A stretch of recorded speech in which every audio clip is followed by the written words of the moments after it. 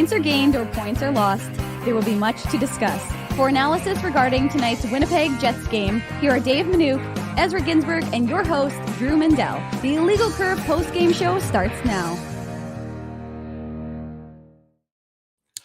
Good evening, Winnipeg. Good evening, Manitoba. For all those joining us live this evening on our YouTube channel and all of our social media platforms, we say good evening, universe, and welcome to the Illegal Curve post-game show. Hope you're enjoying your Tuesday night. With Dave Minuk, with Ezra Ginsburg, I'm your host, Drew Mandel, here to break down a very eventful, a high scoring. The Betway game recap might take a good solid 2.5 hours simply on its own, but we're here to break down the Winnipeg Jets 6-5 defeat at the hands of the Vegas Golden Knights. It was billed as a battle between the top points team in the Western Conference and the team with the top points percentage in the Western Conference.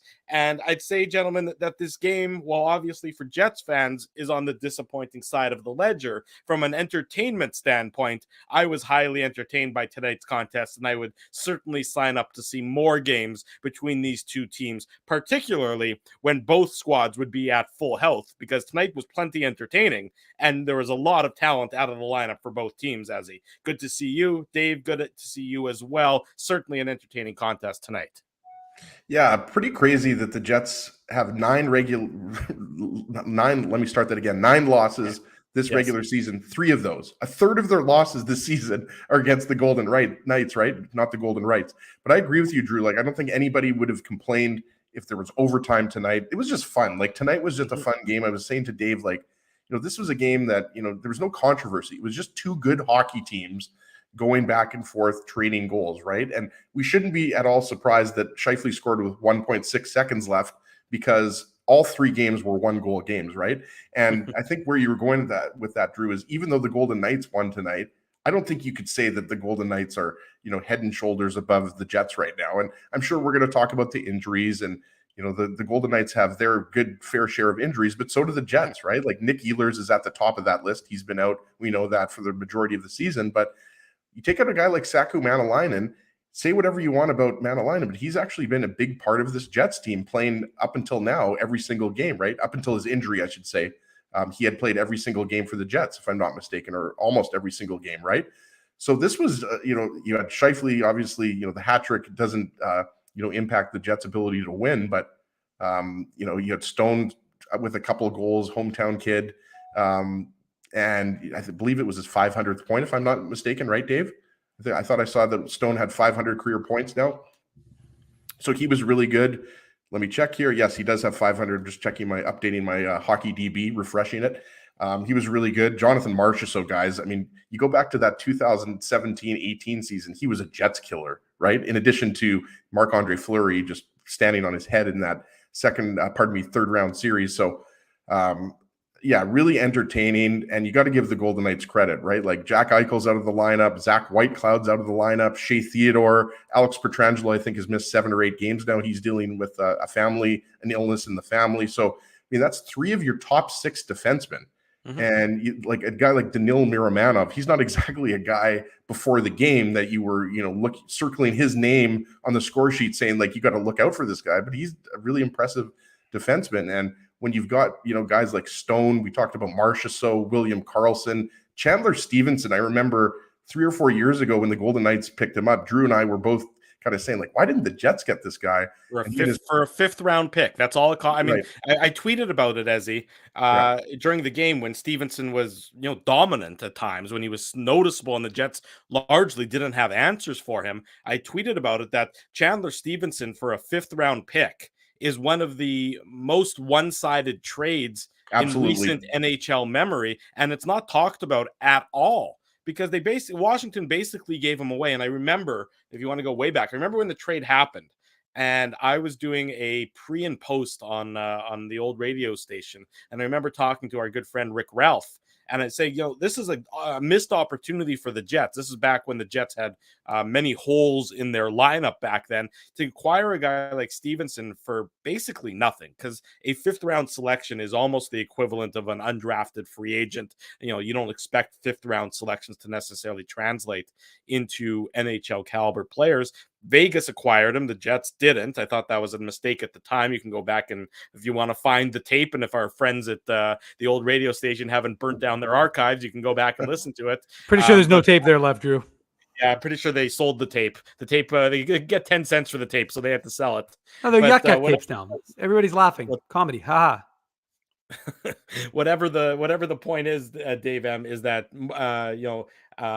Chandler Stevenson has been a terrific find for the Golden Knights, and he was terrific tonight against the Jets. They almost had no answer for him throughout the entirety of the game. He doesn't end up getting a goal, but he ends up with, I believe, 4 assists, and he certainly could have had a goal or a couple goals. Should have had at least one where he missed a wide open net, or at least passed it back to Stone. Right. Connor Hellebuyck robbed him on a breakaway as well. I mean, there were a number of opportunities for Chandler Stevenson. Look, this was an entertaining game that the Jets were in right up until, the last, 2 minutes of the contest.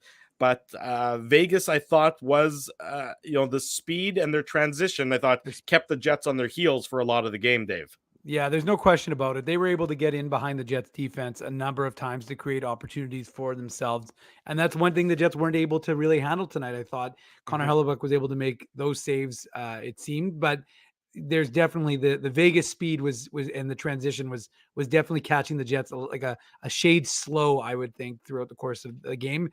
And it led to a lot of really good chances for Vegas. So an interesting game, and we talked about the opportunity for Kevin Stenlund to come in the lineup. And some people, so far, it seems like the comments, people like what they saw. To me, when you look at Kevin Stenlund, I'm not convinced it's not Blake Wheeler's, evil doppelganger, because they look almost identical, including their numbers are very similar. So, but I mean, look, he's the fourth line was better tonight. They needed to be. Obviously, Rick Bowness was quite honest, as Ezzy and I talked about in the pregame show as we sit on my couch watching the game, and in the third period, that is. But the truth is that the fourth line played better. David Gustin drew a penalty in the game, and I thought the third line was good. And clearly Rick Bowness wasn't very happy. We assume we'll have to find out after the game whether he sat Pierre-Luc Dubois for a couple of shifts in the third period, or because Pierre-Luc Dubois has not been taking the morning skates, which are, as we know, optional. Maybe he is a player who's dealing with something. So we don't know if there was some situation, whether it was a sitting or whether he was dealing with some sort of injury situation that he's nursing, because at this time of the year, everybody's dealing with something. So interesting nonetheless. And of course, we should probably kick off the show before we get into the recap, Drew, talking about the fact that the Jets made a waiver wire pickup with taking Carson Kuhlman out of the hands of the Seattle Kraken this afternoon. So, we were expecting them to make some sort of move. They did that paper transaction, essentially returning Kevin Stenlund to the Moose because he was an emergency recall. And with the emergency no longer being present, of course, they needed to return him to Manitoba, who are in Calgary. And I believe they're winning. We're not going to do a Manuk Moves Minute yet, Ezzy. But anyways, they had to just kind of return him. But of course, we knew they similar. I didn't even know that transaction happened. I must have missed that because when I saw Stenlund recalled on the website, it was like, I thought he was already up with the Jets, but obviously, as you said, there's salary cap ramifications. Yesterday they sent. So when he was initially called up, he was called up under an emergency basis. Yeah, right. And then if you turn an emergency recall into a regular recall, you don't necessarily have to send him back down. But because of salary cap reasons, to Dave's point, yesterday when it was an off day, they sent him back down, which of course in Winnipeg doesn't mean anything. And then today they called him back up. So it's just a way of gaining a little bit more salary cap room, because remember, the salary, every day that you have more salary cap space, it accumulates over the year. It's a bank account. You keep adding to it. So if you have $5 of salary cap space today and you have $5 of salary cap space tomorrow, you have $10 of salary cap space the day after that. So it's a bank account that keeps, generating, that keeps almost generating interest, depending on how much when you have space. And I thought Stenlund, to Dave's point, was good. And Dave has watched Stenlund a lot more than both of us have, Drew, playing for the Moose, but he's been one of their best players. And, I didn't necessarily see him, going into the lineup for Janssen Fjallby, but as Dave mentioned, Rick Bowness was very straightforward and said our fourth line was not good against Washington. And as we've seen, guys, in, 27, 28 games here, I mean, Rick Bowness uses, he likes to rotate those forwards in and out a lot more than Paul Maurice did, right? So, we'll have to see if Stenlund stays in. My money would probably be on Stenlund staying in. But, I mean, Janssen Fjallby, nothing against him. They want to have a different look there. And, I don't necessarily love Dave Gustafson moving to the wing, even though I thought he had a good game tonight. And as you mentioned, drew a penalty, which I believe was the penalty that he drew was led to the Scheifele goal early in the third period, if I'm not mistaken, right? So I'm not saying that, Gustafson was bad on the wing. That's not at all what I'm saying. I'm just saying, Dave, I like what Gustafson does up the middle, right? Good face-off guy. That's his natural position, right? So I don't necessarily love that, but at the end of the day, I don't think that at all had an impact on, the Jets losing this game by 1 goal. Stenlund's good. He played 11 minutes. Under Paul Maurice, usually if a guy came in on the fourth line, he's playing 5 minutes. Yeah, no question about it. Look, I mean, if you want to, it's hard to blame one individual for tonight's game. This was a 4-4 game up until it was a 4-3 game until some untimely penalties in the third period. So if you want to, it was a back and forth contest. Both teams showed up and were playing well. I mean, the goaltending wasn't great on either side. This was not Connor Hellebuck's best effort, even though he did have a couple of highlight reel saves, but there's a couple goals there that he usually makes. And you can break it down to the late third period power plays. Look, the Jets didn't capitalize when Ben Hutton was in the box for high sticking Jansen Harkins at the 12:09 mark of the third period. And the Golden Knights did capitalize, before that when Wheeler was in the box for the delay of game penalty. That tied the game at 4. And then after that, with Neil Pionk in the box, with just over 3 minutes to go in the game. Vegas scores on their 2 power play opportunities in the third period. The Jets don't score on theirs. Well, that's almost where it's almost that simple. The power play goal for Vegas ties it up, and then the power play goal for Vegas wins it late in the third period. And it's a lesson in not taking costly penalties. And, the Wheeler one is, I hate the puck over glass. It's, he's obviously not trying to do anything there. It's just a bad, unfortunate rolling puck that he gets a little bit under. And I'm not going to kill a guy for that because it's certainly not deliberate. It's a mistake. He knows the situation. It's not like he was just trying to bank it off the glass and he got a little too much air underneath it. And it's almost like Drew, it's almost like that penalty should have some discretion, right? Well, yes, I would be fine with that, but discretion and NHL officiating doesn't usually go hand in hand. I was going to say that would be. I feel like the word discretion is not at all in the 100-page rule book. Like they purposely did not put that word in there. It is, but only on the most random things. Like right. When a goaltender loses his helmet, then the referees get to use all the discretion they want when the guy's about to get a puck slapped off the side of his brain. But in that case, if a player purposely shoots the puck over the glass, or a goaltender for that matter, but we never see that. I mean, going back, that's the thing. Some young hockey fans, if there are any watching right now, because I assume they're, most of the people watching are, 30 and above, so they might not. Not be news Bailey's to them, Bailey, you're talking to Bailey right now, Ezzy. I don't know Bailey how old is Bailey. I have no idea how old Bailey is. Well, Bailey's young enough, Ezzy, to be she went to the Moose Project 11 school day game, so I would imagine somewhere within. And no, that's great. And I know we have some, young viewers, but most of our viewers are, around our age or a little bit younger. But what my I'll show you was, the analytics as back in the day. So this would apply to Bailey. It used to be the goaltender would only get the penalty for shooting the puck over the glass, right? So, but you just never see that anymore. So all I'm saying is if a player, a defenseman, forward, whatever, shoots the puck over and it's clear that he did that to delay the game, give him a penalty. But if it's an accident, clearly was an accident, then I guess it gets into the argument about, how do you know what was the intention? And then there's too much discretion. But I'm with you, Drew. It's a penalty that I hate. Yeah, totally. But to Vegas's credit, they took advantage. They capitalized. Neil Pionk, I don't love him putting himself in the position there when it's a 4-all game. Late in the third. To be in the position where Phil Kessel might be able to get behind him. Don't let Kessel behind you in that situation. You need to be more aware of where you are at in the game and almost game management to some extent in that play. Kessel gets behind him. Pionk takes the penalty, officially called high sticking there because Kessel was in alone. Otherwise, you just can't let Kessel behind you. And there were too many times today where the Vegas stretch game and the stretch passes work to Vegas's advantage. Oftentimes in the first period, I thought the Jets cleaned that up in the second period, guys. But sort of those bad habits reared their ugly head again there late in the third, and ultimately it leads to the game-winning goal off the stick of Jonathan Marchessault. Yeah, absolutely. And that to me was kind of when the Jets were struggling in this game because the third period, I mean, the Jets were in control after Shifley scored, right? Like they were now, in a position where they could hold on to the lead, even though they knew that Golden Knights were going to have a push. But you're right, Drew. I mean, the stretch pass was killing them, right? We saw that on the first goal by the Golden Knights, and we saw it throughout the game.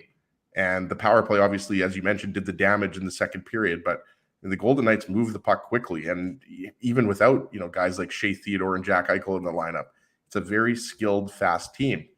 And the Jets have had trouble. Like it's not a coincidence that the Golden Knights beat them 3 times, and the last game in Vegas, we've talked about that game many times. Jets really had no business, in overtime in that game. It was really the Connor Hellebuck show for that game, which was a month and a half ago at this point. But yeah, tonight, I mean, look, I mean, Hellebuck was not good, but the Golden Knights, they definitely deserved this win, even though anybody watching this game would have said this game could have gone either way. And like Drew said, it came down to, a power play, a mistake. Pionk wishes he didn't take that high sticking call, and the Golden Knights capitalized. They've got still, with all the injuries, they've still got enough talent out there, that it's a power play that you have to be afraid of. So I think, the Jets were definitely not happy with the game against the Capitals, but this is a game, even though you give up 6 goals, one of which was an empty netter, you got to be happy with the overall effort, even though there were parts of the game where you were pretty badly outplayed by the Golden Knights, namely the end of that the second half of the first period. I think overall they're pretty happy that they were in a position, they were up 1 goal, and it looked like they were guaranteed to get at least 1 point. But again, costly, as you said, costly penalties oftentimes hurt you against the best teams in the league. And so Brett Bellamy is Especially explaining. Right. No, I'm just going to say quickly, Brent is saying that what Rick Bowness was saying after the game was that Pierre-Luc Dubois, remember we speculated why Pierre-Luc Dubois wasn't playing in the third period. Was he being benched or was there some malaise? Well, it sounds like it was the latter, because Rick Bowness was saying that Pierre-Luc Dubois is not feeling well and wasn't 100%. And obviously, it sounds like there's a few guys who are on IV. So maybe something is going through the Jets room. I think we're going to have to put Brent on the payroll here. Like, Brent is feeding us insider information here. I like it. Yes. I don't know how Brent is listening to our post game show and also paying attention to what's going on the other post game show. But anyways, the point is that if Brent's omnipresent, he can do everything. We're not making excuses here for the Jets. Just to be clear, we're just giving you facts because we were uncertain as to what the reason was for Pierre-Luc Dubois not taking a couple of shifts in the third. Because as you know, we saw the swap in the third period between Adam Lowry and Pierre-Luc Dubois, and obviously Pierre-Luc Dubois didn't play a couple of shifts. So it was speculated there was some speculation, that, maybe there was, like I said, maybe he was being benched. Not that there was anything glaring that was making you think that was the case. But anyways, there's your explanation for the Pierre-Luc Dubois. If Dubois is on IV right now, then it's incredible, that what he did on the last goal, the Shifley goal that gave him the hat trick. Because all that hard work by Dubois and then passing it to Shifley, like that to me, that goal was mainly all Dubois. So if he was sick and he was playing that well towards the end of the game, then wow, that's really impressive. And we'll read more from the post-game comments from Coach Rick Bowness and any of the Jets players later on here on the Illegal Curve post-game show. We say good evening to everybody who's just joining us. If you haven't already said hello, we're saying hello now. Dave Manouk's in the top right, Ezra Ginsburg's in the bottom middle. I'm your host, Drew Mandel. This is Let's Get Into the Betway Game Recap, brought to you by Betway, one of the most trusted voices in sports betting, both in Canada and all around the world. And of course, the title sponsor here of the Illegal Curve post-game show. Betway is the sports betting app that puts you, the customer, at the forefront. With large selections of betting options and sports, as well as strong promotions and fair odds, what are you waiting for? Head on over to Betway and bet your way. Must be 19 years or older to play. Please play responsibly. The Jets open the scoring 9:22 into the first period after a good back and forth start to the game. Good pace on both sides to start the game. You sort of knew you were in for a game where there was a fair bit of talent on the ice. Mark Scheifele opens the scoring, his 16th of the season. Josh Morrissey and Blake Wheeler with the assists, and the Jets get a 1-0 lead. It's a point shot from Josh Morrissey after a clean face-off win by Scheifele, who brings it to Wheeler, who it's a set play to get it over to Morrissey, and his shot with a lot of traffic in front of the net gets past Aiden Hill, Ezzy. I really hope these teams, this is an aside, we'll get into the goal here. I really hope these teams meet in the playoffs. I just got to say that because like this, go ahead. I was going to say, I agree with your sentiment, and based on the play of both teams so far this year, the next time they're likely to be able to face each other would be a Western Conference final game. That's right. Western Conference final series, because both these teams seem like they're not going to be in a wild card position, Absolutely which means they not. play within their division. But yeah, yes. This would be a very entertaining playoff series. I don't think it would take long for the dislike to rear its ugly head again between these two teams. And like someone was pointing out in the chat, Chris is talking about the conference finals here. It would be the 5-year anniversary, right? It's hard to believe that was 5 years ago, or it will be 5 years ago once the playoffs roll around. But yeah, I mean, look at this goal is we have to just talk about how incredible this tip is by Scheifele in front of the net. It's Danil Miramanov who he's battling with in front of the net, but Scheifele's kind of like falling to the side and he's just battling for position. It's just an incredible tip. Like Morrissey, that is textbook Morrissey at this point. Like he might be the best defenseman in the NHL right now at getting those point shots through in positions that guys can tip it. Like I know Brent Burns, as you guys know, is one of my favorite all-time defensemen. He was doing that with Joe Pavelski in San Jose for years. But man, this is just an incredible tip by Scheifele. And as you mentioned, it was back and forth at that point and gave the Jets, their early momentum in the first period. But to me, that's just all about just an incredible tip by Scheif. It certainly was, Dave. It didn't take the Golden Knights long to tie it up, though. 2 minutes and 8 seconds later, 11:30 mark of the first period. A guy who I thought had a very strong game for the Vegas Golden Knights, and admittedly not a guy I was familiar with prior to this game and prior to hearing his name. Danil Miramanov gets his first. I'm not sure if it's his first career NHL goal. They didn't reference that on the podcast. It was? Okay. It was. He doesn't have an avatar on the NHL.com website. So you know what, guys. And he's an undrafted Russian defenseman. I think he's 25. But yeah, that was only, I think, his 17th game. Yeah, I was going to say 20th NHL game. But yeah, he was. I agree, Drew. He was definitely noticeable in addition to the goal that he scored in the first. It certainly was. Riley Smith and William Karlsson get the assists. Riley Smith gains the zone, Dave. He jams on the brakes. He finds Miramanov as the trailer. This isn't very good goal. It's a nice shot. I mean, he goes far post, but this is one that Connor Hellebuyck saves more often than not and probably won't be thrilled about it when he looks at the video if he hasn't already looked at it. Yeah, and it was kind of hard to see if perhaps Blake Wheeler's stick got in on that because you could kind of see there was a bit of a look from Hellebuyck at Wheeler. And I mean, it was a nice play by the Golden Knights and the Jets were just a bit sloppy. They just weren't that crisp. And so, yeah, you don't want to see that goal beat Connor Hellebuyck from that far out. And, if you're Blake Wheeler, you either have to close the gap and just, how many times have we seen guys stick out like that ineffectively? And all you end up doing is kind of creating more chaos than it's worth. I mean, if you're not getting in front, you're not going to be able to block it, and you're not going to be able to get your stick on his stick. Doing what he did really just kind of created a little bit of a distraction for Connor Hellebuyck. And, the goal beats him. And you're right, Drew, that's not one we're used to seeing beat Connor Hellebuyck. So you do wonder if there was some sort of tip. But regardless, I think there was a breakdown from 26, and I think there was a breakdown from 37 on that goal to tie the game. Yeah, and DeMello, goes in and makes a little bit of a pinch, but you're right, Dave. I mean, Wheeler's a little bit slow getting back. Like Riley Smith gets behind Morrissey. Like Smith obviously deserves a ton of credit, for the work he does leading up to this goal. But you're right. I mean, Miramanov just has too much time there, and we know like Hellebuyck's weakness. I mean, this is going back years. Like we know the book on Hellebuyck is blocker side, right? Like it's obviously easier said than done because he happens to be the best goalie in the NHL right now, or at the very least a top 3 goalie in the NHL. I would probably put him number 1. But that was not great defensive coverage, but also not the best goal on Hellebuyck. Most of the time he'll stop those. From this point on in the first period, the Jets were on the heels and the Golden Knights were using that stretch pass, and the Jets really were discombobulated with how to defend it. And there were a number of opportunities for Vegas. I mentioned Chandler Stevenson. He comes in all alone on a breakaway, but Connor Hellebuyck is up to the task, making the save. Riley Smith comes in on a maybe not as clear cut of a breakaway, but another very good scoring opportunity in the first period. Connor Hellebuyck makes those saves. So there was some good for Hellebuyck's game, even though the numbers aren't going to look great tonight. And just when you think the Jets are going to escape the first period, tied up at 1, well, Mark Stone gets his 11th of the season with 2 seconds to go in the period, assist to Nick Hague and Chandler Stevenson. It's sort of a bit of a Keystone Cops routine by the Jets on this one. Blake Wheeler looks like he either catches an edge along the boards or steps on the puck when it seemed like it was just in a harmless position.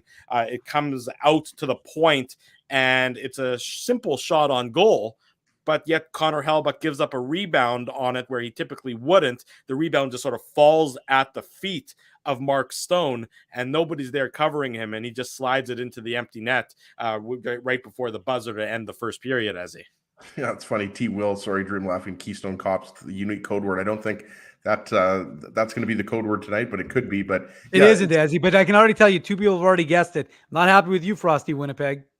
Well, hey, Frosty Winnipeg is a smart guy. I mean, he figures stuff out, right? But, Drew mentioned Wheeler taking a tumble, which obviously had an impact on this goal. Watching that live, I kind of didn't – you mentioned stepping on the puck. Like, I thought he just caught, like, a rudder or something. Like, it was just weird. One or the other. It's hard to tell. Weird because it was Lowry that rimmed it around the boards to Wheeler, and it was just a very odd play. And then obviously took him out of position, and then Lowry was kind of a little bit in no man's land. Pionk kind of came over to where Wheeler was. So Pionk was a little bit out of position, and Stone just got in behind, right? And jumped on the rebound, as you mentioned. Like, that rebound was just way too big. And like, it's easy for us to sit here and say that, Hellebuyck should have controlled that better. But on the Nick Hague shot, I mean, that was just, it was right there for Mark Stone, right? Like, so Mark Stone goes to the net, and he's not really, accosted at all. And, he buries the rebound. But yeah, what a killer. I mean, it's a goal that you hate to give up. It doesn't really matter what the score is, guys. If it's a tie game or a 4-goal game or whatever, you hate to give up a goal, with less than 10 seconds left. So obviously, the Jets recovered and then tied it up and then eventually took the lead. But yeah, I mean, that was just a series of unfortunate events. Just Wheeler, blowing a tire, and then obviously Hellebuyck gives up too much of a rebound there.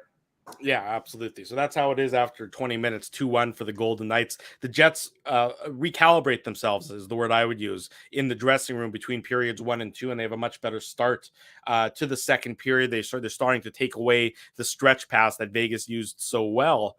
And, there were some opportunities for Vegas still. We mentioned the Chandler Stevenson one, where he is, for whatever reason, just unable to tuck in a puck into an empty net, which seemed like it was just sitting there waiting for it to be a goal after it squeaked through Connor Hellebuyck. But no matter, Morgan Barron bangs in his own rebound at the 11:16 mark of the second period, assist to Adam Lowry and Dylan Samberg. And again, it's a low to high play that the Jets have really executed well with this year. It's a cycle. I believe Jansen Harkins, he doesn't get a point on it, but he's involved in the play to sort of keep it in deep in the Vegas end. It goes up to Dylan Samberg. He's good at getting his shot through. Adam Lowry gets a touch on it as well, and then Morgan Barron gets a couple whacks before he's able to put it past Aiden Hill-Dave to tie the game at 2.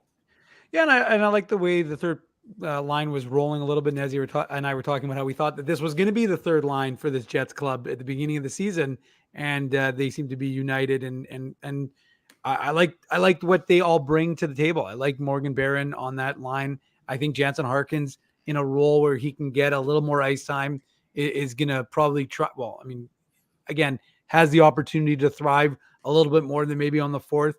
And, the fact of the matter is that it was exactly what the Jets needed. That the third line has been bringing, not only have they been bringing life, not only have they, been a bit shut down, but the most important thing that we've talked about, probably the most important thing in addition, well, I mean, there's been so many, quote, most important things this season for the Winnipeg Jets, but probably the most important thing is the fact that the third line is scoring and is producing, because the third line for too many years for this Jets club was like a fourth line in theory on a really good team, a fourth line that could shut the opposition down, but not produce any goals. And we've talked about it. If you want to be a contending team, you have to have a third line that contribute goals. And now that's what they're doing. And we're seeing it. Adam Lowry is on pace for a career high in goals and assists and points. Assists might be tight, but for points and goals for sure. Morgan Barron is contributing. And again, like I said, Jansen Harkins right now has an opportunity to maybe, complement those two guys. So you want to see guys who are going to, again, be successful on the penalty kill and do all that sort of thing, but also contribute. And look how much energy, again, I was in the building, boys, and there was a lot of energy when, you're down. And it was, again, Drew, I don't want to undersell it, but that goal by the non-goal, close goal, almost goal from Vegas would have been a backbreaker a little bit, but the Jets get lucky. I mean, we've got all these guys, and more often than not, in one instance it hurt the Jets. They were behind Hellebuck. The Vegas guys are behind Hellebuck. The defensemen are in front of Hellebuck, and it's not a good place to be if you're trying to defend your own net. Anyways, ultimately the Jets tie the game and get a lot of energy, and the crowd explodes because they're feeling good about their club at 2-2. Yeah. I just wanted to mention, sorry, Drew, just quickly, I still can't believe Jansen Harkins doesn't get an assist, because I think it was Miramanov that he was battling with, won that battle, and then got the puck back to, was it DeMello that had Sandberg. No, Sandberg had the point shot, right? And then it was kind of the double tip situation, right? So yeah, just excellent work by Harkins. I feel like every opportunity I have, I mean, like, he just deserves, credit for just how hard he works. Like, honestly, he's a guy that went down to the Moose, healthy scratch, now he's producing on the third line, right? So I thought he was actually one of the Jets' best forwards tonight. I mean, obviously, Scheifele gets the hat trick, so everyone's going to be looking back on this game and remembering that. But I think Harkins was really good on that third line with Lowry and Barron. Yeah, I would agree that line was performed well, I thought, today. So 2-2 halfway through the game now, and then with about just under 5 minutes to go in the second period, Vegas retakes the lead. Mark Stone, his 12th assist to Chandler Stevenson. And this is all Chandler Stevenson. Nate Schmidt with a bad turnover. He probably thinks he's making a relatively simple play. Chandler Stevenson knocks it out of the air. He corrals the puck. He comes in, and Nate Schmidt is in panic mode. And Stevenson is then able to sort of slide the puck underneath Schmidt, underneath Hellebuck, and Mark Stone, who just loves playing against his hometown team, the Winnipeg Jets, Mark Stone being from Winnipeg, of course, makes no mistake. His second of the game is 12th of the year, and you could just see Nate Schmidt just look on and, in disgust at the play. But it's a hell of a play by Chandler Stevenson, as much as it is a poor play from Nate Schmidt there, Ezzy. Yeah, it absolutely was. It was very un-Nate Schmidt-like, right? Like, that's just not something a veteran like him does. And, he of course used to play for the Golden Knights, so that hurts even more, right? Sure. But yeah, and I just wanted to mention too, it wasn't that long ago. You remember that, Winnipeg Jets fans were hoping they would acquire Mark Stone, right? That was the year, if I'm not mistaken, they ended up getting Kevin Hayes, right? Instead of Mark Stone. Wasn't it the Paul Stastny year? Or was that the Paul Stastny year? I forget. I thought it was the 2018-19 season, Drew. It's one or the other. Yeah, it's around that time. The good old days, as we like to call them, right? But I told Dave, I would take like Stone every single day if you're picking a Canadian like World Cup team or an Olympic team. Like, to me, he's in my top 6 on the right wing. Like, I just love everything. Like, he's just a great all around hockey player. But back to what you said, Drew, like that Chandler Stevenson makes a great play, right? Because Schmidt sees Wheeler streaking and he's trying to give him a saucer pass. It just wasn't a very good pass. And then he also makes a beautiful pass after he picks that off to Mark Stone right around the goal line, right? So Stone comes in there and has the empty net to tap it in. So Stevenson deserves probably 2 assists on that goal. Yeah, but I'll give the Jets credit, Dave, because this one, which looks like it could be a bit of a killer of a goal, the Jets don't let it kill them. 39 seconds later, Sam Gagner gets his first goal in 19 games. Another low to high play here. Brendan Dillon and Kevin Stenlund with the assists here, and it's a point shot from Dillon after Stenlund gets the puck in low, then he gets it out high to Dillon. Dillon gets the shot through, and Sam Gagner might not have the wheels anymore, but he's still got some pretty good eye-hand coordination. Tips this one past Aiden Hill. Into the Jets' credit, at this point in time, they bounce back real quick after giving up the bad one, and it's 3-3 late in the second period at this coming at the 16-13 mark. Yeah, and it was funny because it was one of those. I was watching pregame, the pregame warm-up skate, and Sam Gagner was expertly tipping, something that we used to watch Brendan Lemieux do a lot in practice. and Sam Gagner was just sitting in front of the net during warmup, and he just tipping shot after shot after shot really nicely. And I was like, oh yeah, I wonder. But now I will say one thing the Jets were doing in warmup that they couldn't seem to do again in the game. They were hitting the net every time. And I was actually going to tweet out, I was like, now if only the Jets could hit the net as much in the game as they do during warmup. Hey, they hit the net 5 times, Dave. That's not bad. That is true. That is true. But they could have hit it a few more, and there were a number of instances. They hit the net. They hit the goalie at least another 29 times. Yeah. I'm not suggesting otherwise, but issue. I would suggest if you take a look at how many times tips tonight. I would say if you boys look at the number of times the Jets missed the net, and what I mean, remember, it's not just about missing the net. You miss the net, the puck rims are out of the zone, and it kills your momentum. There were a number of examples of that over the last few games, I would suggest. But anyways, so Sam Gagner was doing well, and I was talking to the fellas, and I shouldn't say just fellas because Judy Owen, who from the CP sits beside me, and I was saying, Sporty Judy.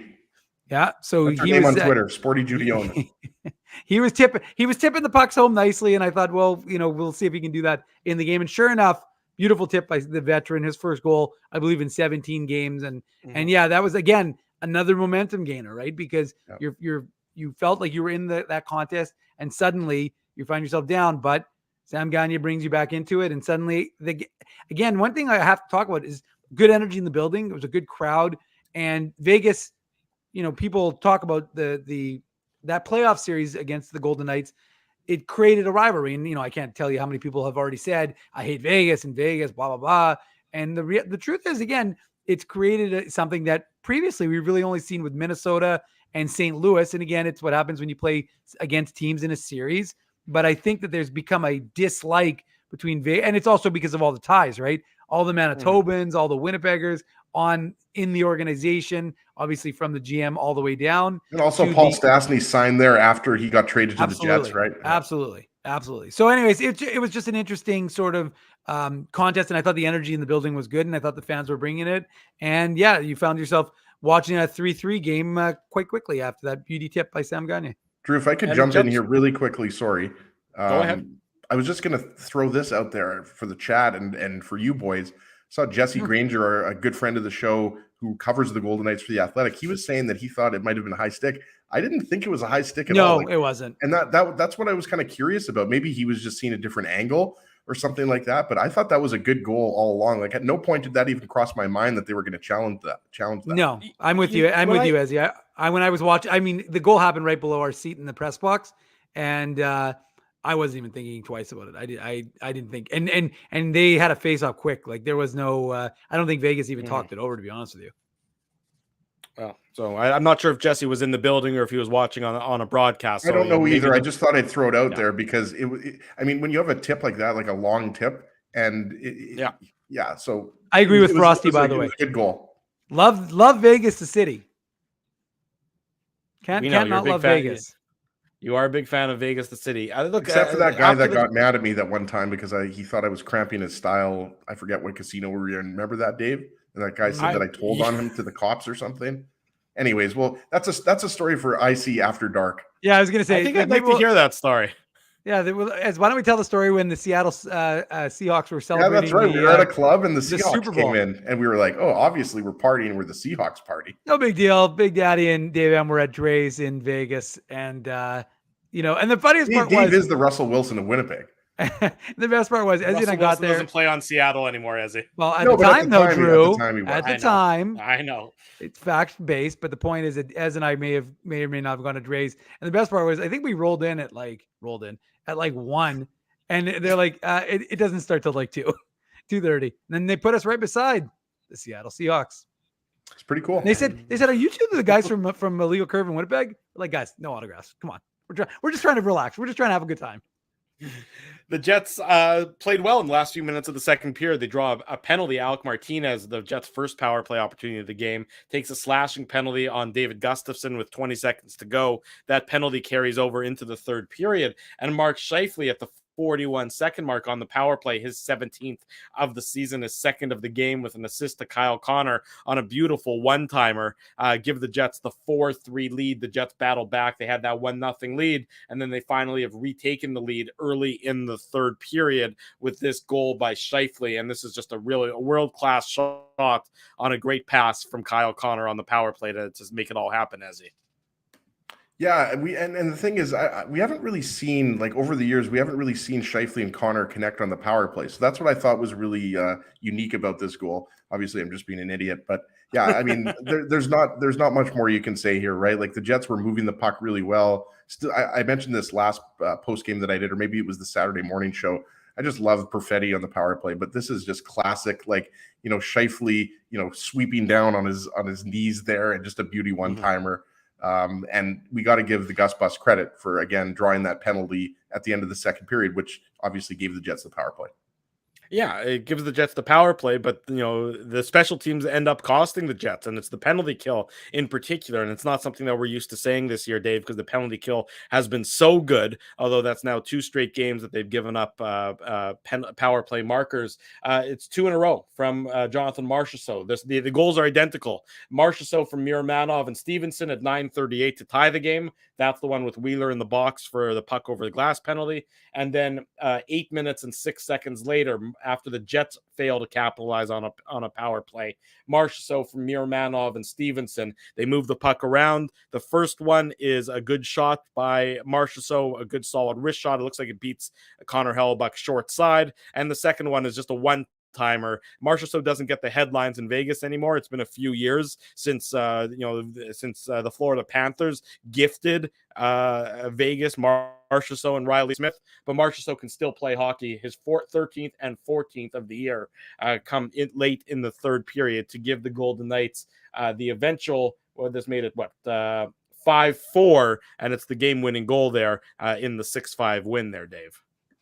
Yeah, I mean, look, you knew when Neil Pionk took that penalty against Phil Kessel that you were in a situation where, I mean, look, you just can't do that. You can't allow, I mean, it's just sloppy. It's just not paying attention to, being aware. I mean, look, it's a 4-all game.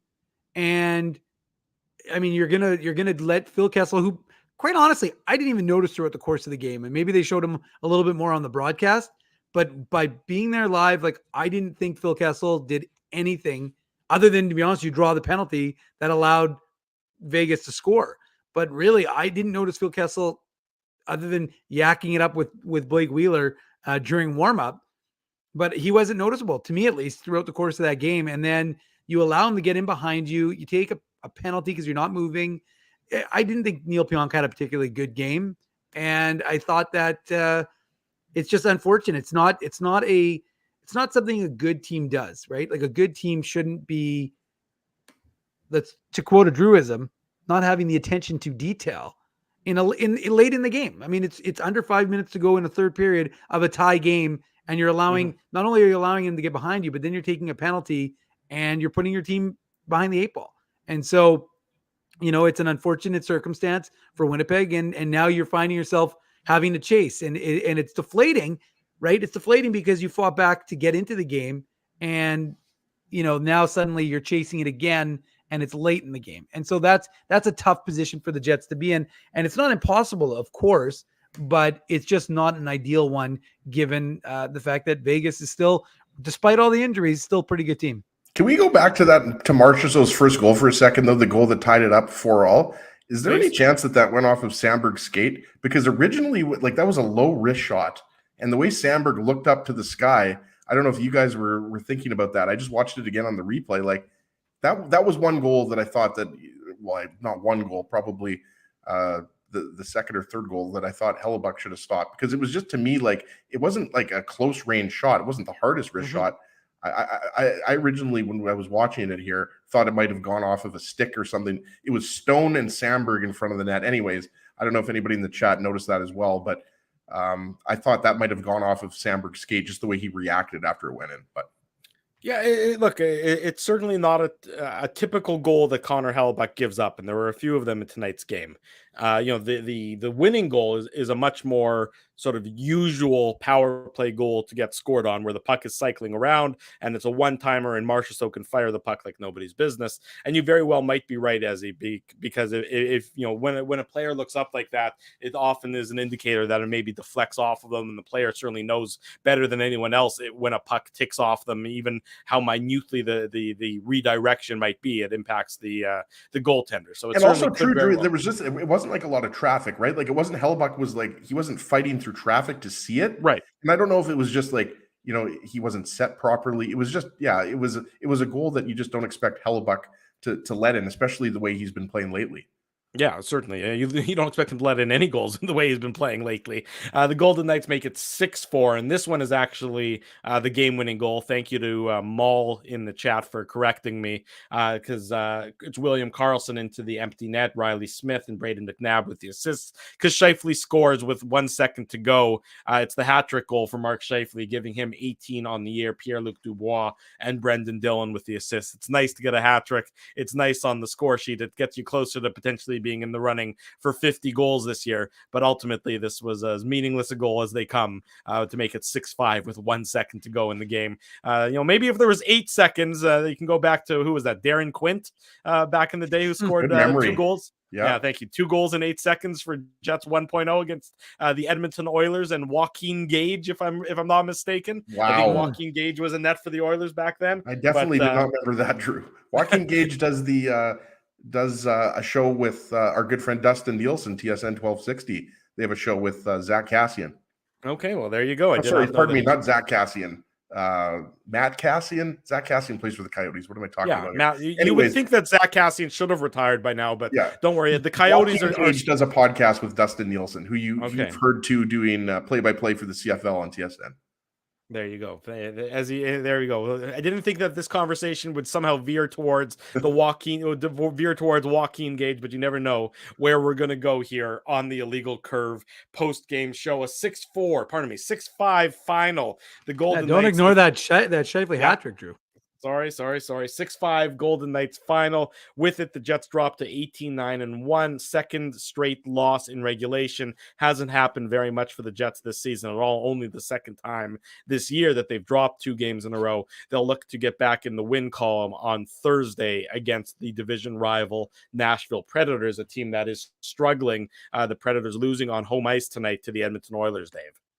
Yeah, and just again, a little bit of an update. The Jets have canceled practice because of the bug that's currently going through their room. So they were supposed to practice tomorrow at noon. They have instead decided to cancel practice. So there will be no skate tomorrow, just trying to quash the illness that is currently running through. And like I said, you can say that's an excuse. It is just the reality of what Rick Bowness has just said. So take the head coach of the Winnipeg Jets at whatever face value you want to give him. But that is the reality for tomorrow. So no practice for the Jets tomorrow, as they try and allow that flu bug to work its way out of the room. They got to get some hydrochloroquine in the dressing room, boys. Well, anyways, don't worry. It's a good thing. It's not like it's a busy time in the year. It's not like they have a lot of games in a very short window or anything that they're in the midst of. Lots of rest time between now and Christmas. So certainly not something like 7 games in the next 10 days or whatever. Well, I was going to say that too, Drew. I was going to be even though, that's a reason to cancel practice. Like you could argue that they should not have a practice just with all the games they have lately, right? But hopefully it helps out, and a couple of guys will get a day's rest and will be good to go on Thursday night. Yeah, exactly. The Jets, like you said, next in action on Thursday night, post-game back here, 9:45 p.m. on Thursday. When we come back, the unique code word of the day. We announce who's won the most recent merchandise contest. He or she is in the chat. I can see that I saw them. So you might want to stick around. That's all I'm saying. Don't stick around. And also, if you've missed it, another additional grand prize that we're going to start handing out once a month that you won't want to miss this one. You'll want to hear this news that's coming up next here on the Illegal Curve post-game show. Dave Minuke's in the top right, Ezra Ginsburg's in the bottom middle. I'm your host, Drew Mandel. Betway presents the Illegal Curve post-game show live on YouTube and all of our social media platforms. Jerry Seinfeld, Chris Rock, Jon Stewart, Dennis Miller, Brad Garrett, the biggest acts and all the up-and-comers. They've all made their mark at Rumors Comedy Club, North America's longest-running independent comedy club. Rumors has kept Winnipeg laughing for over 25 years. When was the last time you laughed out loud? Make it a great night out with friends or book your office or birthday party, even a fundraising event at Rumors. Get all the details and dates on upcoming shows at rumorscomedyclub.com. He winds up. Oh, looks like Ezzy took that one right in the choppers. A blistering fast puck hurts like HE double hockey sticks. That's why I let the pros at Linden Market Dental Center turn my yow into wow. Get your brilliant smile back with state-of-the-art restorative and cosmetic dentistry from real pros. And remember, always wear a mouth guard. Now that's solid on ice advice. Learn more at lindenmarketdentalcenter.com. Creating smiles for life. Whoa, Ezzy, everything okay? You look stressed. Of course I'm stressed. We're moving, the house is upside down, the kids failed miserably at packing the fine china, and my life is in chaos. Chaos! Yes, that does sound like a problem. What am I going to do? Ezzy, relax. Rolly's Transfer Moving and Storage is the answer. With 60 years of experience in moving Manitobans and a track record of exemplary customer service, one call to Rolly's and your stress is gone. No job is too big or too small. Just visit Rollies.com and they will take it from there. Thanks, Dave, and thank you, Rollies Transfer Moving and Storage, online at Rollies.com.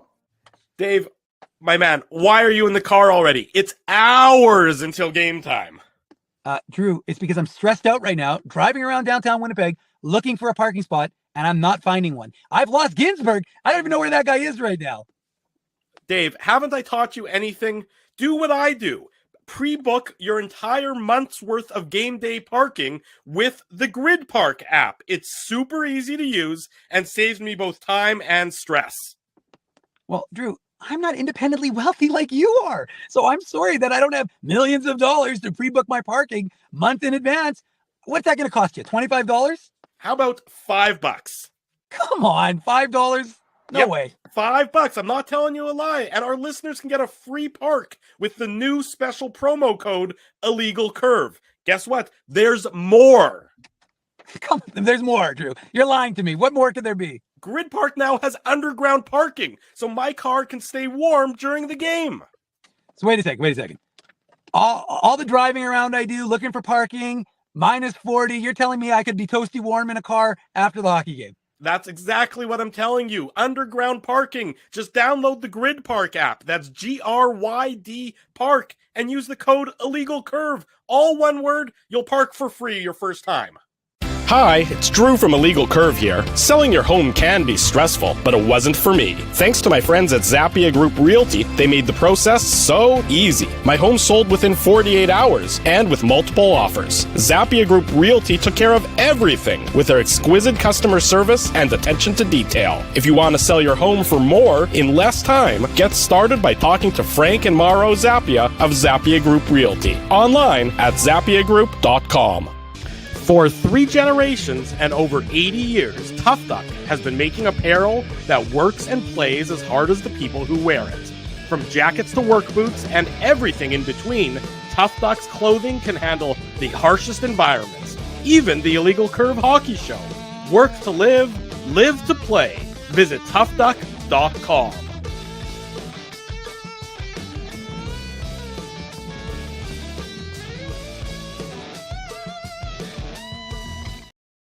"20 minutes before the top of the hour, you're back with the Illegal Curve post-game show. We're live on our YouTube channel. We're live on all of our social media platforms. Drew Mandel, Dave Minuk, Ezra Ginsburg with you, breaking down the Jets' 6-5 defeat at the hands of the Vegas Golden Knights on this Tuesday night.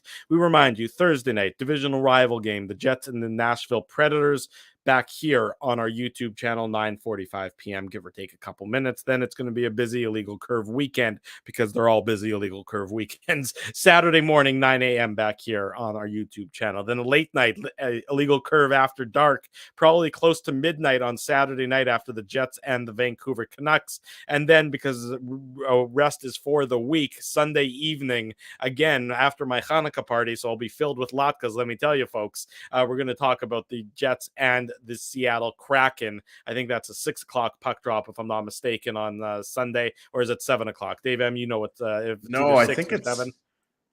Is it? I thought it was. I was going to say 7 Okay. Which game are you guys talking 7 about? on Sunday. Sunday against the game. Kraken. Wasn't it 7? I don't know.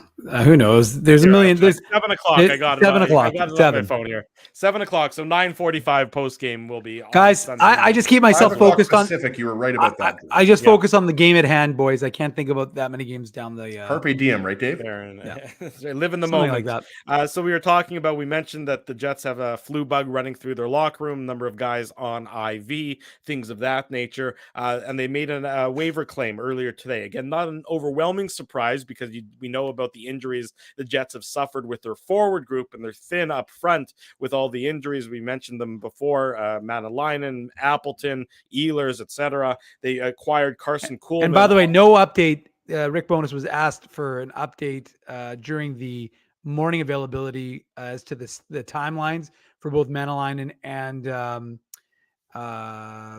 Stanley. And he he said it was interesting. He said Mikey McIntyre said 1 month for each. Well, yeah, and Rick Bowness actually said 3 to 4 weeks, but he basically said 3 to 4 weeks to get them to the point where they're rehabbing or something like that. So, like, it's going to be a while. Not anytime soon is basically what that boils down to.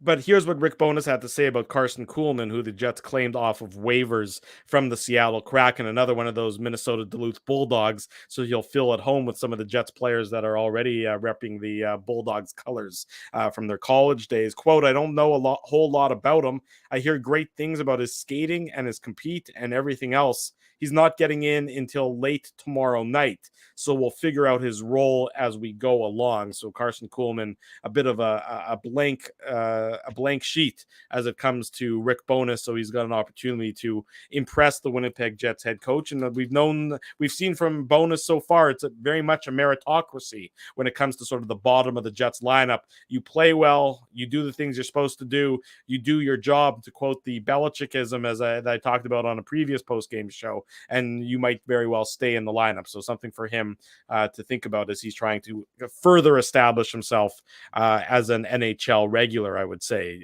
You've seen some of Carson Kuhlman a little bit in glimpses. Well, he's a good friend. There. He's a good friend of the show. Like, for those who don't remember this, some of the really old school IC viewers will remember this. But when we were at the draft in 2013 in Newark, but we did the show in New York because obviously it's close, right?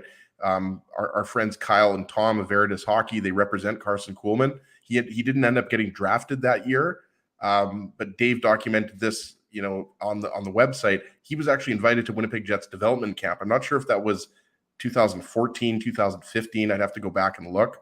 But he has been on the Jets' radar, and he had his most success with the Bruins. You remember kind of 2017, 2018, 19. He was playing in the playoffs. He was kind of one of those guys that would come in and out of the lineup. But going back to what you said, Drew, I mean, when you're talking about Ehlers and Manalainen and Appleton, right wing, like the Jets are really thin on right wing. And that's why they made the move, because Manalainen's not going to just miss a game or 2 games. It seems like, he could be out for, at least a couple weeks, but maybe even longer, maybe 4 weeks, 6 weeks. We just don't know. I mean, you saw him, clutching his shoulder area, right? So that did not look good. But yeah, Kuhlman is a guy that, he's going to be a 3rd, 4th line guy.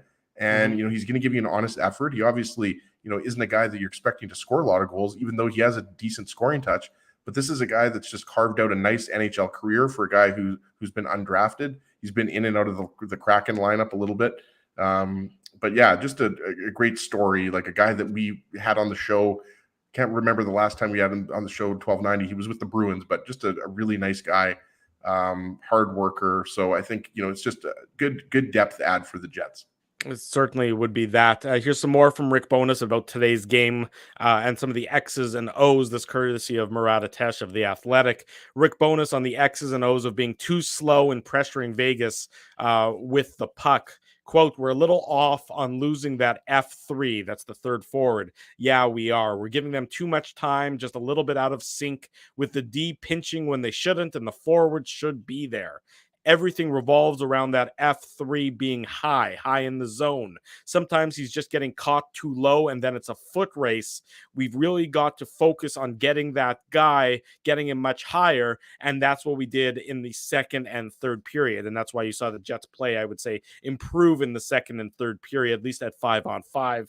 Never mind the power play opportunities. That's where sort of the game got to be a little bit more even, and the Jets weren't chasing and they weren't on their heels, and Vegas wasn't able to use their stretch pass as well, of course, until Phil Kessel gets behind Neil Pionk, and that takes the penalty, and that leads to the game-winning goal late in the third period. But you can see, there's always times where a coach has to coach and a coach has to remind, and certainly the video. I think Matt Prefontaine and the video crew probably had some video queued up and ready to go between period 1 and period 2 for the Jets, Dave. Yeah, I mean, I don't think there's any question about that, Drew. And look, there was a lot of things that they're going to have to learn, because the Jets weren't able to really contain Vegas's, the stretch pass and the transition, and as a result, Vegas was able to create opportunities, and Vegas was just faster than Winnipeg ultimately.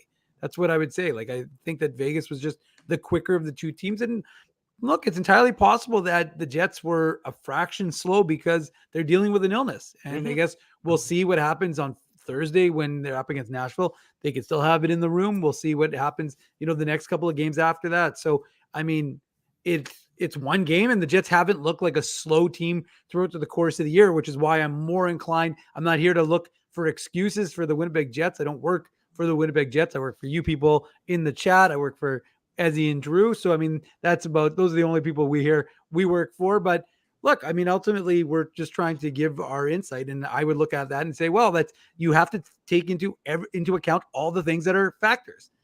How did the Jets play? How did the Jets, well, and the Golden Knights are also a very good team, right? Even without Eichel and Theodore and Pietrangelo and the pride of Sioux Valley, Dakota Nation, Zach Whitecloud, right? Like, they're one of the best teams in the league. They're 12-2-1 and now 13-2-1 on the road. They're one of the best teams on the road. So and have they scored 3 or more goals in like all of those games, or almost all of those games? Like, well, and I believe also they've scored the least amount of goals at home. I saw this from Jesse Granger, which is super weird. They average 4 goals a game on the road, but they only average like 2.5 goals or something like that, Dave. Yeah. At home, just a very weird statistic. It's kind of hard to really reconcile that. They must be partying with the Seattle Seahawks like you boys are, exactly. did in Vegas. Once upon a time, Drew. That must be. I think they're partying with Little John. Let's just say Big Daddy was he was ripping it up on the dance floor. I can't. Please tell me you have Dave M. I know you have I've got video. pictures. I know. I was not on the dance floor. I don't go on dance floors unless it's Drew's wedding in Kentucky. I've got the video. Video evidence to the contrary. We'd like to see it. We're not above slipping some of those video clips in here on the Illegal Curve post game show. Let's give away some contest winners. Ezzy, you got a Tough Duck hardest hitting comment for me on tonight's Jets Vegas Golden Knights post game show. Yeah, absolutely. As always, thanks for all the comments. We absolutely love each and every one of you commenting. We're going to give it to Flying Dukes. We've posted some of his comments, or I shouldn't say, I don't know if it's a he. It could be a he or a she. But I like this comment. Face-offs, takeaways, hits all in Jets' favor, which obviously was not the case against Washington. One of the stupid penalties where we hung Helly out to dry, category 2. So, I mean, really, look at for all the analysis and all the talk about F3 and stretch passes and everything like that. This game was determined on a power play, 2 power plays, in fact, as Drew documented, with Jonathan Marchessault doing the damage, right? So, another great game. And, I think most people, if the Jets and Golden Knights end up playing in the Western Conference Final, I think most people are going to expect the series to go 6 or 7 games. Let's just put it that way. So hopefully that ends up happening. So Flying Dukes, great name, by the way. Send me an email, Ezra@illegalcurve.com, or slide into my DMs at ICSEG on Twitter. And Tough Duck will ship out a toque to you. And you're going to need that because apparently it's supposed to snow 20 centimeters overnight. Congratulations to Flying Dukes, the winner of tonight's Tough Duck hardest hitting comment. Your next opportunity, of course, Thursday night, where you can win a toque courtesy of our friends at Tough Duck just for participating in the live chat that we bring to you on each and every edition of the Illegal Curve post-game show. Illegal Curve merchandise contest. If you want to enter the Illegal Curve merchandise contest, I'll do the quick rundown of how you do that. You go to the drop-down arrow in the show description here on our YouTube channel. Hit that drop down arrow. You'll see a link to the contest page. Click that link. The contest page will open up. There's a number of different tasks that you can complete. The more tasks you complete, the more chances more ballots, more entries you get into the merchandise contest. It's that simple. If you can't find the link on the YouTube page, go to our website, illegalcurve.com. You basically open up any article on that fine page, that fine website, click the link there. You'll see all the different things you can do that you can earn ballots and earn entries into the Illegal Curve merchandise contest. Can we add shovel my sidewalk or my front steps? Can we add that for points? Because I'll give someone 100 points for that if it does end up snowing 20 centimeters. We cannot, but that's a nice, generous offer from you, anyways. Instead, you can just give people $100, and they'll do that for you. There are True, I'm not independently wealthy like you are. Well, like Grid Park, I guess I actually don't have a shovel surface. I enjoy shoveling. I can do that. I can do that one myself. By parking, I got disposable income galore for parking. Clearly, just because you've got the Grid Park app. That's why you're independently wealthy. Exactly. More importantly, though, I'm very impressed with the number of people who went and figured out the unique code word. And I don't know, I wasn't paying attention completely to the chat, so I don't know if Frosty or Greg gave it away to anybody else, but we now have two more, including last night's winner, or 2 nights ago winner. Kenny's water bottle isn't on the action. By the way, Kenny didn't respond to my email. I emailed you about your win, although he might not have gotten my Kenny's been doing a lot of winning lately. Yes. Oh, has he? Maybe if like the Boston Bruins right now. So anyway, so we got 4 people who guessed a unique code word. So and Alan, I should have known Alan, of course, was one of the 4 as well. Well done, Alan. And just a little heads up, a little new thing we've got to announce as part of the Illegal Curve contest is that we are going to be giving away tickets to an NHL game of your choice. So there will be a grand prize winner at the end of every month. So we're going to start this one about mid-December, which is unusual, but that's fine because there's so many games in December. It'll feel like a normal month, even though we're starting midpoint. And you can basically, if you win, you can choose any NHL game you'd like to go to. And IC is going to provide you with 2 tickets to that game. So make sure you get in your entries. And once you're entered to win, we'll do, again, to win the Jets authentic gear, and then 2 tickets to an NHL game of your choice for the following month. So if you win in December, you get to pick a game in January. If you win in January, you pick a game in February, March, and then we end March, April. And I'm not going to say we're going to have playoff tickets because we're not there yet. But if this keeps on rolling, we may have playoff tickets. But for right now, grand prize will be 2 tickets to an NHL game of your choice here, the courtesy of the Illegal Curve contest. And just to clarify, in any city. So that's not the. I mean, if you you didn't need to really be Drew. You didn't need to get all crazy, and I was kind of trying to let that be said without being explicitly said. So let's just keep it as well. We don't really need to. We'll just leave it as. You can go to an NHL game of your choice. Drew, Dave is the contest master. Yeah, I was like, there's a reason why we don't need you interjecting, Drew. And I'm gonna have to go back and now cut that out. So everybody who just heard what Mindell said, ignore it, erase it from your memory banks. I need one of those from Men in Black. I'll just erase everybody's memory. Just remember, 2 tickets to an NHL game of your choice. We're just gonna start calling Dave Wayne Cox. Hey, Bob Barker just turned 99, so maybe we should give a throw out to Bob Barker. Always important. Always. Did you hear what he got for his 99th birthday, Dave? A new car. Oh, I thought he got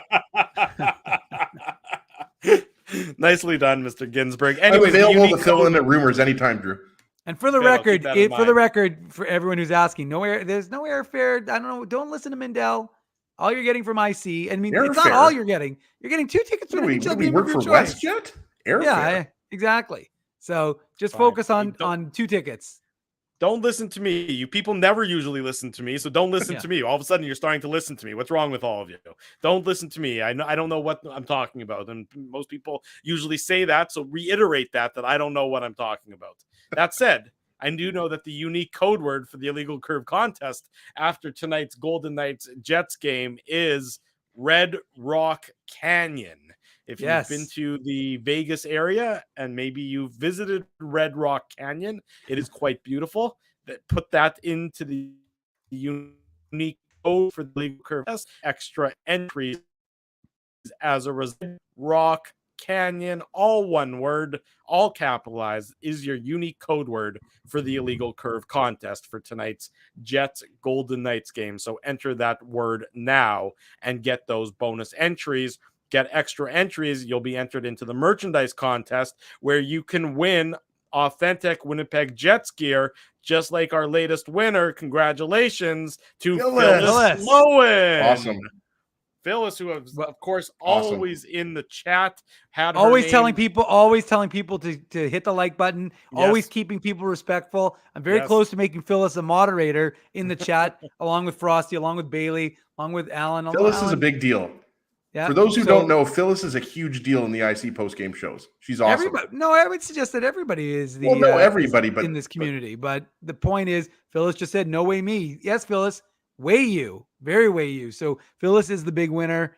Well done. Looks like Dave's going to be driving out to Morden, Drew. Yeah, I don't know. Is that where Phyllis is? Is Phyllis in Morden? I thought so. I'm not sure where you came up with that one. Yeah, I don't know where. I'm not sure. I actually don't think you're right. Actually, as I think that you're actually wrong. But No, I mean, I we're not think going Phyllis is in Morden. We're not going to disclose where people live, Ezzy, because that's not what we do on this show. Just like, boy, I got to control you. Well, I didn't give out Phyllis's address. I mean, no, Morden's a pretty actually, big no, town. actually, another thing, but I think Ezzy is right. I think she is in Morden. There we go. Thank you. I mean, I pay attention, especially Yes. when it's a fine town in the Pembina Valley region like Morden. Well done, Ginsburg. Anyways, the point is, more importantly, though, well done, Phyllis. Congratulations. Thank you very much for participating. We always appreciate everything you bring to the chat. So, and look, if you didn't win tonight, guess what? There's two more chances to win like the next 3 days. So you keep getting those entries in. I'm adding lots of new things you can We'll just wait till retweet. Drew starts throwing out airfare, Dave. Then we're really going to get into just a give different people level whatever here. they want. Just give them anything. So anyways, congratulations, Phyllis. Thank you for everyone who participates. And again, your chance will come soon enough to win. Lisa, she's in the chat. She won just recently. So just, Kenny's water bottle. It's your chance. Everyone, like I said, we've got the machine is on. There's lots of stuff to give away. We're giving away toques. We're giving away authentic Jets gear. We're giving away trips according to Mandel. I mean, God knows what we're giving away, but we're giving away lots on the Illegal Curve Hockey Show. So just make sure you're subscribing, you're paying attention, and leave it a nice little comment on our iTunes. That would be nice as well.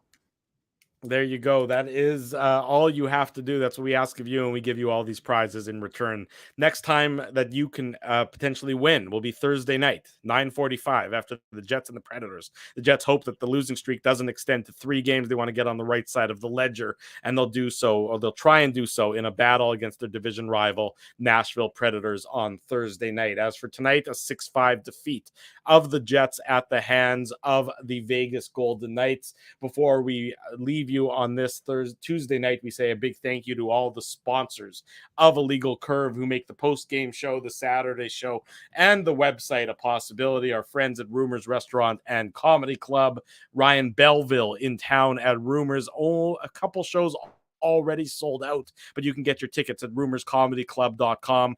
Some tickets available for Wednesday and Thursday, and I believe the late show Friday, and most everything else is already sold out. Our friends at Linden Market Dental Center, Zappia Group Realty, Betway, they're the official sponsor of the Illegal Curve post-game show.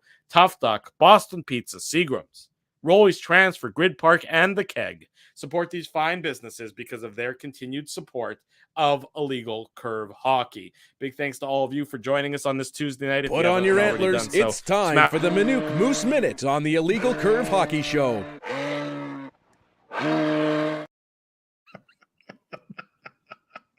Oh yeah, come on. Okay, that was amazing. How are you going to? The Moose are up 3-1, Drew. How are you going to? Yeah, like I think they're up 3-1. They won 4-1, and I completely There forgot you go. that they played today. It's Tuesday. That's I'm right. not used to the Moose playing on Tuesday. Well, Make it that's quick, fair, Minute. Drew. That's fair. But the reality is, I give the people what they want. Snuck in a Manuk Moose Minute. And Love the it. people want a Manuk Moose Minute to be snuck in there just before. I mean, look, Drew, people are upset the Jets lost, but you know what? Sometimes there's a little glimmer of hope. There's some excitement in the air. And the Manitoba Moose, after splitting the series to start the road trip in Abbotsford, headed off to Calgary for the very first time ever to take on the Wranglers. Of course, they've played the Wranglers here in Winnipeg, but they haven't played in Calgary. So the Moose still without Ville Heinola, dealing with an illness. Obviously, Chaz Lucius went to the World Junior Camp. He's still injured, but he's been there skating. Brad Lambert, he probably will be going to the Finnish camp for the World Juniors, but he still was in the lineup tonight. And of course, without Kevin Stenlund, who was recalled up to the Jets. So the Moose started the game down 1-0. Now, I'm not going to pretend like I watched the game. I'm going to have to go back and watch all the highlights and get caught up. But we still have to mention, Drew, that the Manitoba Moose picked up a big 4-1 win to win 2 of the 3 on this road trip. Jeff Malott, you don't think he's paying attention to the fact that Kevin Stenlund just got called up. He scored 2 goals, his 9th and 10th goals of the season. His I think the second goal was the game winner. No, sorry. Dominic Toninato, actually, his first goal with the Moose this season, that turned out to be the game winner to give the Moose a 2-1 lead after Jeff Malott had tied it. Jeff Malott added some insurance to make it 3-1, and then Leon Gavanke, the 2017 fifth rounder of the Jets, he scored into the empty net to make it 4-1, and the Moose will go for the sweep against the Calgary Wranglers on Thursday night. So I'll be doing double duty again. And Tico Napoli, I don't know if you're still here, but I'll be paying attention to the Tyrell Bauer fight apparently at center ice. People go crazy for that. He was the 2020 7th rounder? 6th rounders? Yeah, 6th or 7th. Yeah, I think it was a 7th rounder. I just don't remember the year. I think it was Former Seattle T-Bird. That's correct. Yes. So anyways, so that's a quick synopsis of what was happening with the Moose. But of course, more on the Moose in tomorrow's morning papers. Note 2 or 3. We'll see. But probably note 2, actually. There you go. And hey, tell Bailey I had all the moms of the the University of Minnesota Duluth were tweeting at me because I made a joke about how when they picked up Kuhlman, they have 4 guys now: Neil Pionk, Dominic Toninato, Dylan Sandberg, Tony Nato. Exactly, Tony Nato and Carson Kuhlman. Listen to Bailey. You got to listen to Bailey. She's the IC intern. But then I had tweeting at you because Dominic Toninato's mom tweeted at me saying, "And we're all great friends." And then Dylan Sandberg's mom tweeted at me. I tweeted at Dominic Toninato's mom saying something about their connectivity. So Dave is very big among the Jets players' moms. He's huge. Well, I see this ending in a scandal already. No. If you remember, Dylan Sandberg's mom watched the Moose end of season roundtable 2 years ago when Dylan Sandberg was talking about going on a fishing trip with his dad to Lake of the Woods. And I said, and his mom was in the chat, and she said, I said, "Are you taking your mom?" He said, "No." But the next time I talked to him last summer, he took his mom to Lake of the Woods. See, this is what we do. Dave needs to just move to Duluth at this point. I'm not sure what. I will say Duluth needs to do. He needs to do something. I'm really not sure what it is, though. I will say Duluth is it's a nice little picturesque town right on the is it which lake is it? Is it Lake Superior? Yeah, right on top of Lake Superior. But it's high though. So when you kind of enter it, you kind of get up high and then you go down to the water. Very pretty little town. Okay, well, there you go. That's Dave Manouk's geography lesson, his Manouk Moose Minute, his update on the mums of the Minnesota Duluth Bulldogs. See, Bailey's loving this here. Come on, Drew. You are a man of many, many talents, Mr. Dave. If you haven't already done so, folks, smash the like button, subscribe to the YouTube channel, tell your friends, tell your family the best place to be after each and every Winnipeg Jets game. And again, on Saturday mornings is here on the Illegal Curve YouTube channel. Leave us some feedback on our iTunes page. Leave us some feedback on YouTube. Do all these things. You get extra bonus points in the Illegal Curve merchandise contest. Until Thursday night at 9:45 p.m. Dave Manouk's in the top right, Ezra Ginsburg's in the bottom middle, and I'm your host, Drew Mandel. Thanks for watching the Illegal Curve post-game show. We're live on YouTube and all of our social media platforms.